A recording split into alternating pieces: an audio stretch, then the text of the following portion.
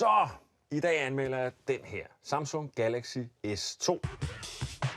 Den har jeg brugt on-off siden midten af maj. Og så er der rigtig mange, der har skrevet til mig og bedt om en anmeldelse af den.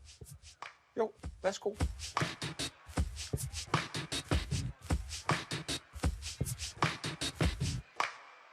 Listen to the White Stripes.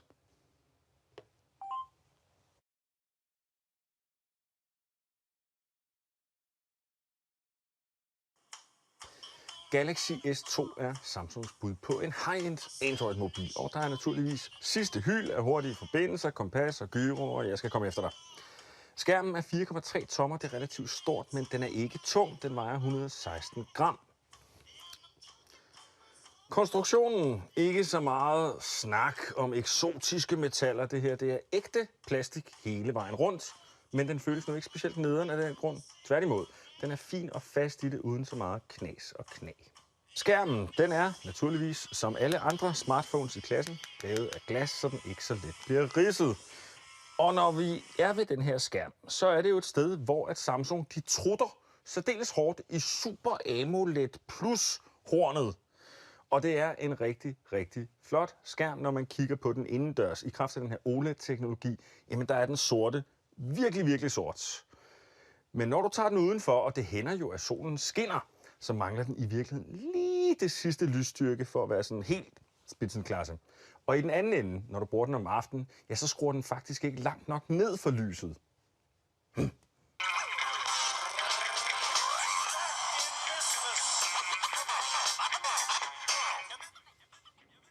Den indbyggede højttaler er et sted, hvor mange telefonproducenter springer alt for lavt over gæret. Det betyder sindssygt meget, og det gør det, fordi det ikke fordi vi går og hører musik sådan her, jo, det er der nogen, der gør, men det skal de holde op med, det er pisse irriterende, men fordi man jo tit bruger sin telefon til ligesom at dele indhold. Hey, se den her video, jeg har optaget, hey, se det her klip på YouTube, og der holder det ikke med skoddelyd. Galaxy S2 har den bedste indbyggede højttaler, jeg nogensinde har hørt i en smartphone. Sådan. De her to mobiltelefoner, de er noget af det teknisk mest raffinerede, der er på markedet lige nu. Udover de her 8 megapixel kameraer, som måske ikke kan banke kompaktkameraer. Mobiltelefonkameraer er blevet bedre og bedre. Det traditionelle kompaktkamera står med det ene ben i graven og det andet på en bananskrald. Ikke fordi, at de bliver overhalet af dem her, men sagen er jo, at det bedste kamera, det er det, du har med dig. Og jeg har altid min telefon i lommen. Og så er kvaliteten altså heller ikke så ringe endda på de her mobilkameraer. Eller jo, på nogle af dem, fordi der er mange producenter, der bare smækker et eller andet Turbo, Exmor, Cmor, Art, trilliard megapixel klistermærke på, og så må den være gjort med det.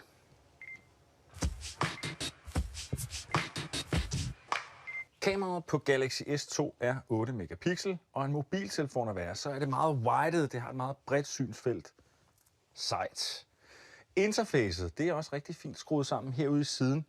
Der har jeg genvejsknapper. Her kan jeg vælge fokusmetode, om der skal fotolys på til eller fra. Der er forskellige scene modes her, jeg kan vælge mellem. Og så er der eksponeringskompensation, der kører i trin af halve blænder. Og hvis jeg gerne vil ændre funktionerne på de her knapper, jamen, så kan jeg lave et langt tryk. Nitsch. Og så kommer der en menu op her, og så siger jeg, at jeg vil gerne have blinkregistrering over på den her knap. Dyt. Sådan skal den kage skæres. Og billedkvaliteten på fuld auto, når der altså er lys nok, den er rigtig, rigtig fin. Her et sammenlignende eksempel. Det her, det er Galaxy S2, og det her, det er iPhone 4.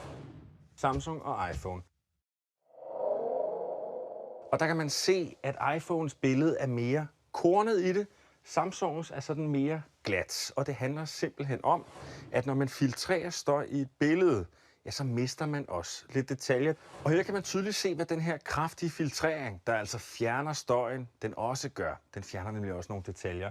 Her i den her grå, det er sådan nogle metalplader, der sidder, jamen, så bliver det sådan lidt tværet, lidt gråt i gråt, hvor der faktisk er langt mere detaljering på iPhones billede. Sådan er det. Vi har været der mange gange før. Megapixel siger ikke noget om billedkvalitet. iPhone 5 megapixel leverer reelt et mere detaljeret billede end de 8 fra Samsung, men det er også mere kornet. Det er en smagssag.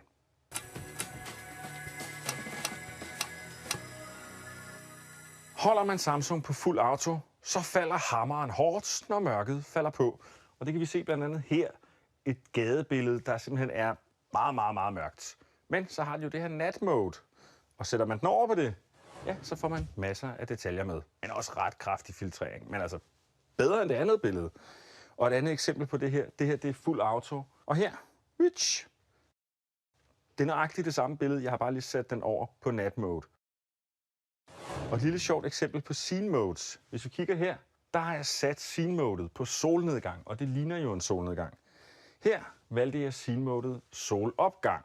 Det er nøjagtigt det samme billede, og det er faktisk taget i morges. Det er en solopgang, som her ligner en solnedgang. Videokvaliteten på Galaxy S2, den er rigtig, rigtig fin. Den optager HD i 2 smagsvarianter. Fuld HD 1920x1080, og så sådan mere almindelig HD 1280x720. Det her Fuld HD, det er mest en klistermærke på kassen feature, og det er det fordi, at billedfeltet, når den optager, det bliver meget smalt. Det er der ikke så meget hyld i.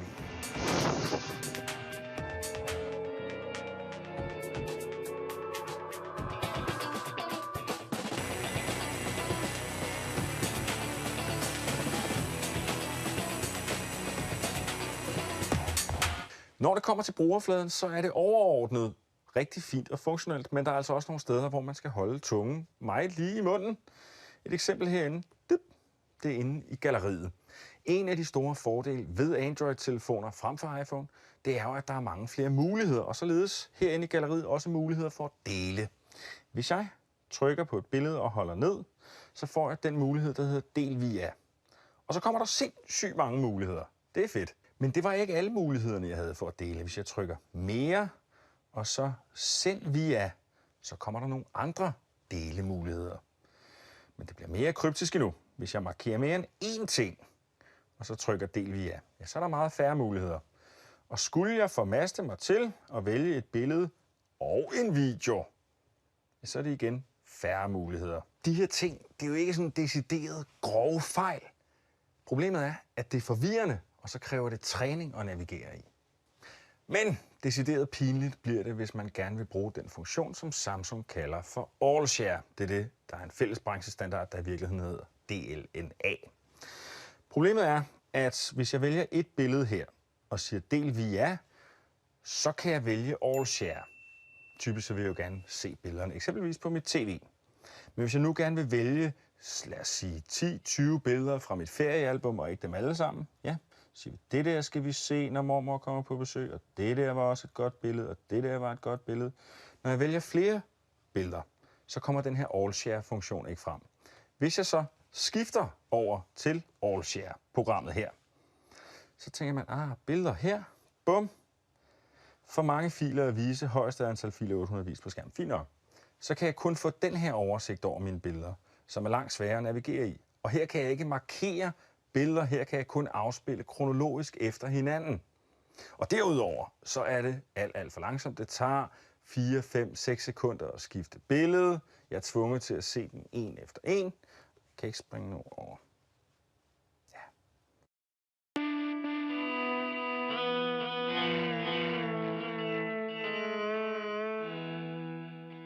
En anden ting, der er, skal vi kalde det lidt forvirrende, det er standardtastaturet, som telefonen kommer med. Sagen er, når man skriver på det, så kommer der løbende ordforslag, og de kommer sådan i den her linje op over tastaturet.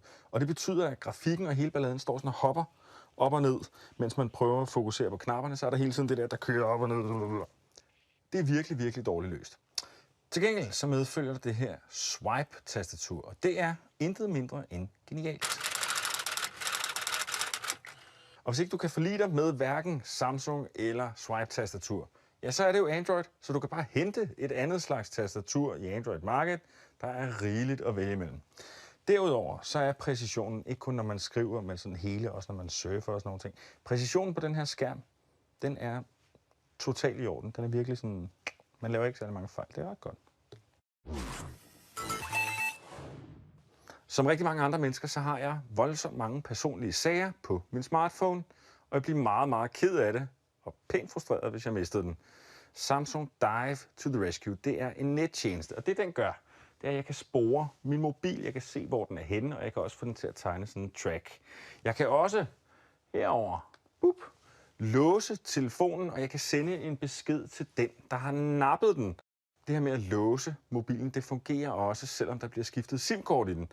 Og faktisk så kan man indstille den til at sende en sms fra telefonen med det nye SIM-kort i til et foruddefineret nummer. Og på den måde så har man skurkens telefonnummer.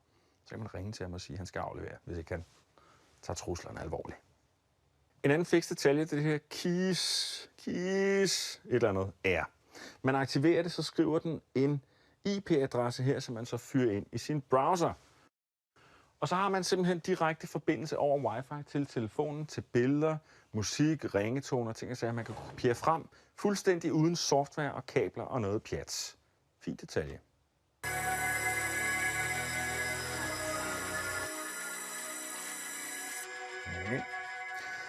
Browseren er der virkelig heller ikke meget udsat på, ligesom andre Android-browsere. Og i modsætning til iPhone, så har den en funktion, der automatisk omformaterer tekst på hjemmesider. Og det lyder måske sådan lidt kringlet, men det er virkelig ret simpelt. Prøv at se her, så har jeg zoomet ind på teksten, men den er måske lige lille nok til mine gamle øjne. Så kan man her dobbelttappe på den, boing, og så omformatere den og lave bogstaverne større. Du kan vælge mellem 3 prædefinerede zoom-niveauer i det her. Det, og så sammen med det, at browseren kører Flash, om end ikke flydende, så i hvert fald, så kører den Flash, gør faktisk det her til den mest komplette surfeoplevelse, du kan få på en smartphone. Pew! How to fix the horrible battery life on Android phones.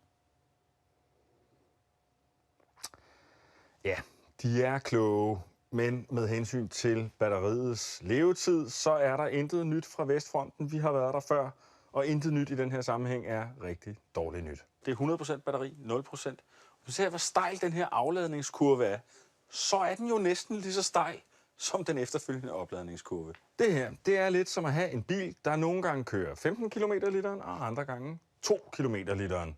Samsung de forsøger dog at sætte et plaster på et brækket ben med nogle tips til, hvordan man forlænger batteriets levetid, og jeg læser bare lige de første par linjer, så tror jeg, at den er med. Luk alle unødvendige programmer. Nogle programmer vises muligvis ikke på listen over kørende programmer.